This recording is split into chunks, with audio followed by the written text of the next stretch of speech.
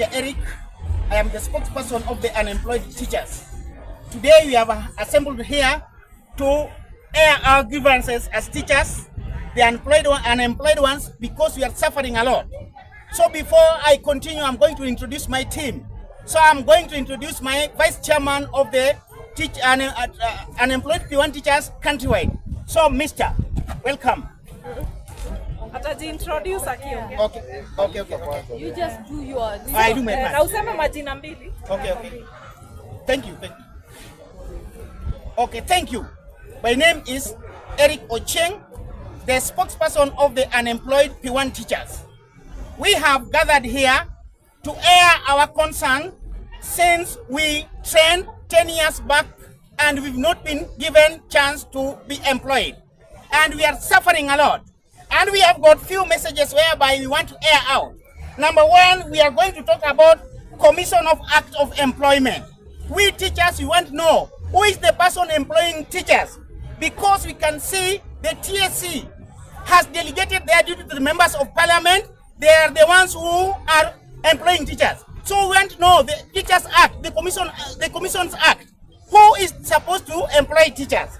Another thing, there are so many teachers who have not been employed, but they have stayed over 10 years. Whereby now we request the TSC and the government, we need what we call affirmative action, in that those teachers who have overstayed over 10 years to be employed in regardless of the places where they come from. So we request the government and the TSC. We want the affirmative action to take in place, to be acted immediately. Or else we are going to go to the street for that. Another thing we are demanding, we want to request that they are the people who should be standing with the teachers, because we are their associates. We want to request them. They are forgotten with their work.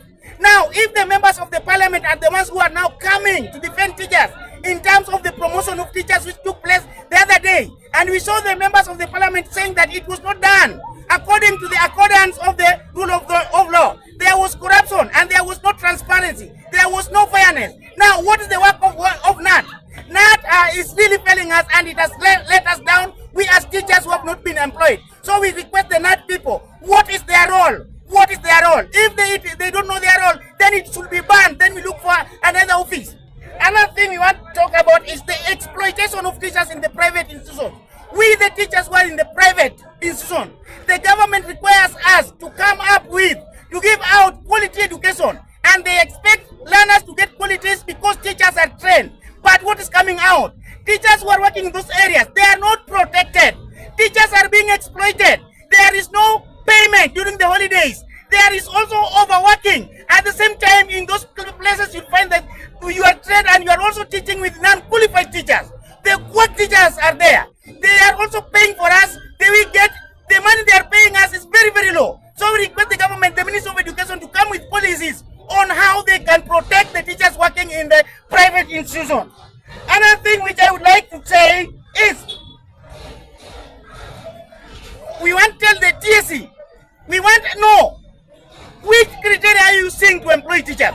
Because you get a teacher who trained 2009 up to now have not been employed. Yet you find a teacher who trained, came out from college, 2023 is in the payment role. He has been employed by the TSC. Which role are they using? Which role and which criteria are they using? Why are they not allowing teachers? Why should they not follow the merit? In that, for a teacher to be employed, let them use the year of graduation, merit list, graduate lini, ndio sasa upewe kazi, badala ya kupea tu mtu randomly. So we request what we call balancing in employment. We need balancing in terms of employment, whereby let those teachers who trained long time ago to be given job first, then the others who trained latterly to be given job latterly. So that is also another thing which we are also taking. We want to also tell the government and the TSC, we, as you can see, as we are suffering a lot, we cannot manage to provide the basic needs to our families because we are parents. Our children are in high school. We are unable to pay the school fees. We are suffering a lot. Most of the teachers nowadays, they commit suicide. because they suffer a lot. Nobody to understand them. That's the reason I say, you see, teachers will come together in the whole country for us to fight for ourselves. Nobody is there to stand for us. Nobody is there to voice for us. And this, I want to request the President of the Republic of Kenya. Mr. President, this message, you need to understand it. You are the only one who can come and help the trained teachers who have not been employed for many years. Mr. President, as you had said, we voted for you that you came up with a policy of bottom up, in that you are going to uplift those who are down. Mr. President, we teachers who have not been employed, we are the ones you are talking about. And we see nothing is taking place, Mr. President. The other day, we saw some of the MPs are coming to State House, and they have got letters. And these letters, they were only giving these letters to their relatives and their friends and their loyalties in politics, Mr. President. Remember, if I don't know any politician, I cannot be employed on that. So, Mr. President, this message, you are the one who should come up and help teachers who have not been employed.